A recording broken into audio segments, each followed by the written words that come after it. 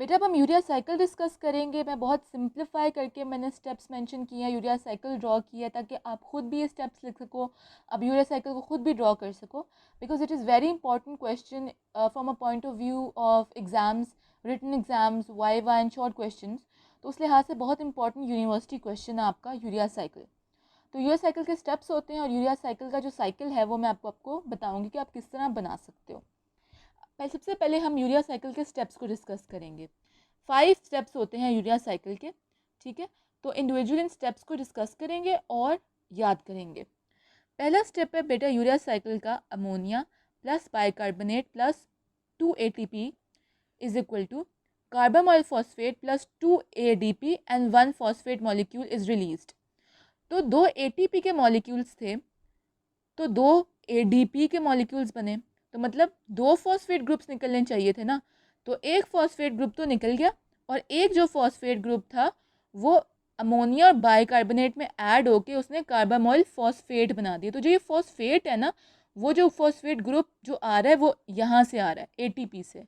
तो एक phosphate group निकल जाता है और एक फॉस्फेट ग्रुप ऐड हो जाता है, कार्बामोल फॉस्फेट बनता है फर्स्ट स्टेप में।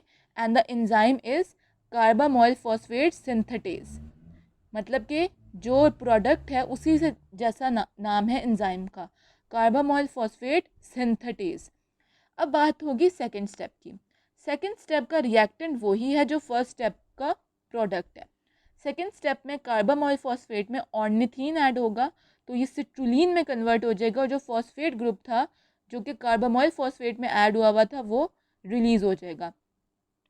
So citrulline is formed in the second step and the enzyme is ornithine transcarbamylase। मतलब वो जो रिएक्टेंट्स के नाम हैं उसी से एंजाइम का नाम बना है, ornithine transcarbamylase। This is the second step of the urea cycle.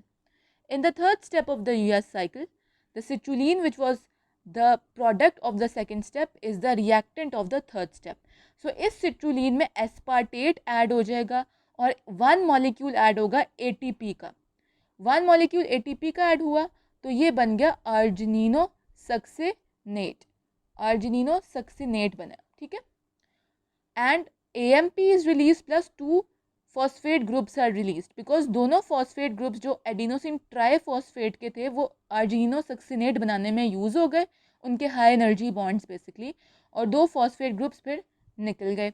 तो third step was citrulline plus aspartate plus 1 molecule of ATP forms argininosuccinate plus AMP adenosine monophosphate plus 2 phosphate groups are released, and the enzyme in this reaction is the similar name of the product, which is argininosuccinate synthetase. Now in the fourth step, the product of the third reaction is the reactant of the fourth. Argininosuccinate की breakdown होगी और ये बनेगा arginine and fumarate, and the enzyme which is causing the breakdown is argininosuccinase. नेज से याद रखें कि एज वाले जो एंजाइम्स होते हैं वो ब्रेकडाउन करवा रहे होते हैं। तो अर्जिनिनोसक्सिनेज ने अर्जिनोसक्सिनेट को अर्जिनिन और फ्यूमारेट में ब्रेकडाउन कर दिया। नेक्स्ट स्टेप में जो अर्जिनिन बना था इन द फोर्थ स्टेप, वो फिफ्थ स्टेप में उसकी हाइड्रोलिसिस होगी with the help of enzyme known as arginase, and it will form ornithine plus urea. ये यूरिया बन गया आपका जो मेन चीज़ है यूरिया साइकिल की, और ये आपकी बॉडी से एक्सक्रीट आउट हो जाएगी। और जो ये ऑर्निथीन बना था ये रिसाइकिल होके आपके सेकेंड स्टेप में दोबारा यूज़ हो जाएगा। ठीक हो गया। So these were all 5 steps of the urea cycle and very easy to remember, कुछ भी नहीं है, रट्टा है, सिंपल याद हो जाता है। अब मैंने आपसे जब बात की कि हम किस तरह इसका ओवरऑल रिएक्शन बनाते हैं, तो वो हम किस तरह बनाएंगे। हमारा ओवरऑल रिएक्शन बेटा क्या है, ammonia plus carbon dioxide plus aspartate plus 3 ATP form urea plus fumarate plus 2 ADP plus AMP। तो ओवरऑल रिएक्शन बनाने का तरीका क्या होता है, ये आपने ज़रूर केमिस्ट्री में FSC में सीखा होगा। वो ये तरीका होगा कि हमने प्रोडक्ट्स और रिएक्टेंट्स जो सिमिलर है उनको कैंसिल आउट करना है, ठीक है। कार्बामोल फॉस्फेट इधर प्रोडक्ट है, इधर रिएक्टेंट है, इसको कैंसिल कर देंगे, ठीक है। ऑर्निथीन यहाँ क्या है, रिएक्टेंट है, और आखिरी रिएक्शन का प्रोडक्ट है, तो ऑर्निथीन भी कैंसिल हो गया, ठीक हो गया। सिट्रुलीन सेकेंड रिएक्शन का प्रोडक्ट है और थर्ड का रिएक्टेंट है, तो सिट्रुलिन भी कैंसिल आउट हो गया, ठीक हो गया। आर्जिनिनो सक्सीनेट थर्ड रिएक्शन का प्रोडक्ट और फोर्थ का रिएक्शन है, तो आर्जिनिनो सक्सीनेट भी कैंसिल आउट हो गया, ठीक है। सिमिलरली आर्जिनिन फोर्थ रिएक्शन का प्रोडक्ट है और फिफ्थ का क्या है, रिएक्टेंट है, तो ये भी क्रॉस आउट हो गए। ये खुद भी आप करके देखें तो आपका ओवरऑल रिएक्शन बनेगा। तो जो हमने सिमिलर प्रोडक्ट्स और रिएक्टेंट्स को कैंसिल आउट किया, तो अल्टीमेटली हमारा क्या बचेगा पीछे, अमोनिया, बाय कार्ब या कार्बन डाइऑक्साइड, उसके अलावा एस्पार्टेट, बिकॉज एस्पार्टेट सिर्फ रिएक्टेंट में यूज़ हो रहा है, वो कहीं पे भी प्रोडक्ट नहीं है। एस्पार्टेट और 3 ATP के मॉलिक्यूल, जो कि 2 यहाँ हैं और 1 यहाँ है, ठीक हो गया। तो ये आपके ओवरऑल रिएक्शन के रिएक्टेंट्स बन गए। और प्रोडक्ट्स फिर क्या है, यूरिया जो कि कहीं पे भी रिएक्टेंट नहीं है, फ्यूमारेट जो कि और इसके अलावा कहीं पे भी रिएक्टेंट नहीं है, ठीक है। उसके अलावा 2 ADP के मॉलिक्यूल्स जो कि 2 ATP से बन रहे थे, और एक AMP का मॉलिक्यूल जो कि ATP से बन रहा था। सो इस तरह बेटा आपका ओवरऑल रिएक्शन बनता है कि आप सिमिलर प्रोडक्ट्स और रिएक्टेंट्स को कैंसिल आउट करो, कैंसिल आउट करो, कैंसिल आउट करो, इसको भी कैंसिल किया, इसको भी कैंसिल किया, इसको भी कैंसिल किया, इसको कैंसिल किया और इसको कैंसिल किया, तो एंड रिजल्ट आपको ओवरऑल रिएक्शन बनाने का तरीका यही होता है, ठीक हो गया। उसके बाद हम बात करेंगे अब आपके यूरिया साइकिल की, जो कि इम्पॉर्टेंट है from obviously question point of view और बनाने के लिए भी आ सकते हैं।